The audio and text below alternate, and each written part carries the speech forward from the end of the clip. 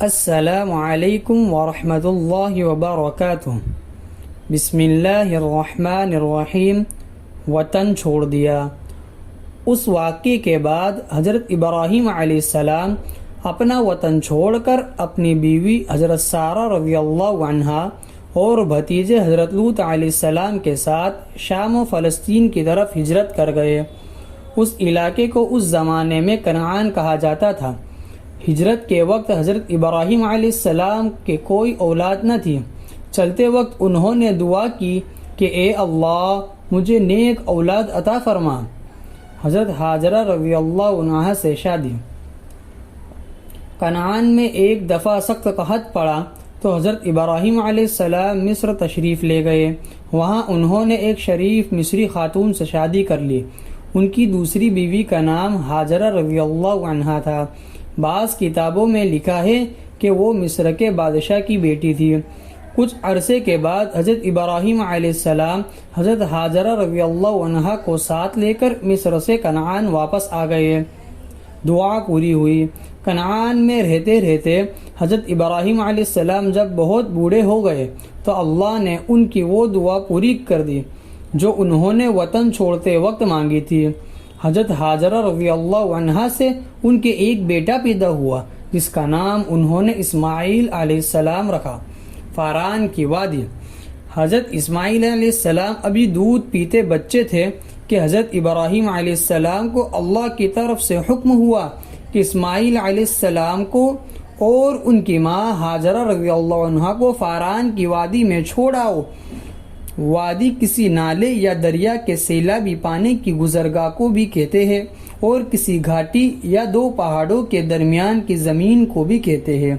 فاران کی وادی کنعان سے بہت دور عرب کے ملک میں واقع تھی۔ خدائی چشمہ۔ اللہ کے حکم کے مطابق حضرت ابراہیم علیہ السلام ننھے اسماعیل علیہ السلام اور ان کی والدہ حضرت ہاجرہ رضی اللہ عنہا کو ساتھ لے کر فاران کی وادی میں آئے اور ماں بیٹے کو ایک جگہ ایک درخت کے نیچے چھوڑ دیا۔ اس وقت یہ جگہ بالکل ویران اور غیر آباد تھی۔ حضرت ابراہیم علیہ السلام نے کچھ کھجوریں اور پانی کا ایک مشکیزہ حضرت ہاجرہ رضی اللہ عنہا کو دیا اور ان کو خدا کے سہارے پر چھوڑ کر وہاں سے چل دیے۔ حضرت ہاجرہ رضی اللہ عنہا نے آگے بڑھ کر ان سے پوچھا کہ آپ ہمیں اس ویرانے میں چھوڑ کر کہاں جا رہے ہیں؟ انہوں نے فرمایا کہ اللہ کا یہی حکم ہے۔ یہ سن کر حضرت ہاجرہ رضی اللہ عنہا خاموشی سے ننھے اسماعیل علیہ السلام کے پاس آ بیٹھی۔ جب مشکیزے کا پانی ختم ہو گیا تو ماں بیٹے کو پیاس ستانے لگی، یہاں تک کہ ننھے اسماعیل علیہ السلام پیاس کے مارے تڑپنے لگے۔ حضرت ہاجرہ رضی اللہ عنہا بے قرار ہو کر پاس کی پہاڑی صفا پر چڑھ گئی کہ کوئی آدمی یا قافلہ نظر آئے تو اس کو مدد کے لیے بلائے، مگر جب کوئی نظر نہ آیا تو وہ قریب کی دوسری پہاڑی مروہ پر چڑھ گئی، مگر وہاں سے بھی کوئی نظر نہ آیا۔ اس طرح انہوں نے صفا و مروہ پر 7 پھیرے کیے۔ آخری مرتبہ جب وہ مروہ کی پہاڑی سے اتری تو انہوں نے دیکھا کہ ننھے اسماعیل علیہ السلام کے ایڑیا رگڑنے والی جگہ پر کچھ نمی نظر آتی ہے۔ انہوں نے وہاں سے مٹی ہٹائی تو زمین سے پانی ابل ابل کر باہر نکلنے لگا۔ ان کے منہ سے بھی اختیار نکلا زم زم، جس کا مطلب ہے ٹھہر جا۔ چنانچہ اس چشمے کا نام ہی زمزم مشہور ہو گیا۔ حضرت ہاجرہ رضی اللہ عنہا نے اس کے چاروں طرف مٹی کی منڈیر بنوا دی۔ اس طرح پانی بہنے سے رک گیا۔ اب حضرت ہاجرہ رضی اللہ عنہا نے خود بھی پانی پیا اور بچے کو بھی پلایا، پھر اطمینان سے انہیں دودھ بھی پلانے لگی۔ کچھ کتابوں میں یہ بھی لکھا ہے کہ اللہ نے اپنے فرشتے جبرائیل علیہ السلام کو بھیجا۔ انہوں نے زمین پر اپنا پر مار کر زمزم کا چشمہ جاری کیا۔ شہر مکہ کی بنیاد۔ تھوڑے ہی دن گزرے تھے کہ ایک قافلے کا ادھر سے گزر ہوا۔ اس قافلے میں قبیلہ جرہم کے لوگ تھے۔ اس بیابان میں پانی دیکھ کر ان لوگوں کی باتیں کھل گئی۔ انہوں نے حضرت ہاجرہ رضی اللہ عنہا سے وہاں آباد ہونے کی اجازت چاہی۔ انہوں نے اس شرط پر اجازت دے دی کہ چشمے کی مالک وہی رہے گی اور وہ لوگ ان کی خوراک اور دوسری ضرورتوں کا خیال رکھیں گے۔ یوں جرہم کا قبیلہ وہاں آباد ہو گیا۔ آہستہ آہستہ ان کی آبادی بڑھتے بڑھتے ایک بڑی بستی کی صورت میں اختیار ہو گئی، جسے اللہ نے مکہ کا نام دیا۔ آج یہ ایک بڑا شہر ہے اور ساری دنیا کے مسلمانوں کے لیے ہدایت کا مرکز ہے۔ خدائی چشمہ زمزم اب تک موجود ہے، اگرچہ اس کا پانی نیچے اتر کر کنویں کی صورت میں تبدیل ہو چکا ہے۔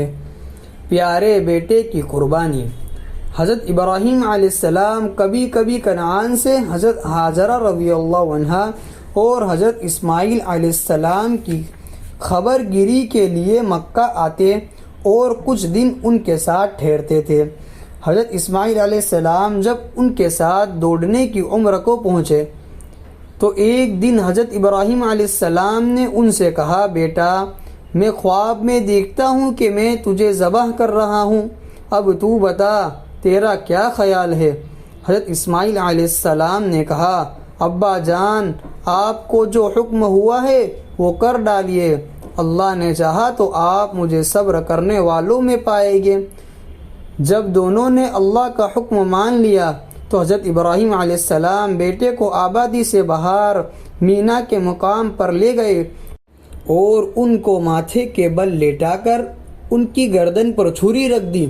اس وقت غیب سے اللہ نے ان کو پکارا، اے ابراہیم تو نے خواب سچ کر دکھایا، ہم نیکی کرنے والے کو ایسا ہی بدلہ دیا کرتے ہیں۔ بیٹے کی جگہ مینڈھا رکھ دیا گیا اور اس کی قربانی ہو گئی۔ یقیناً یہ ایک کھلی آزمائش تھی اور ہم نے ایک بڑی قربانی فدیے میں دے کر اس بچے کو چھڑا لیا۔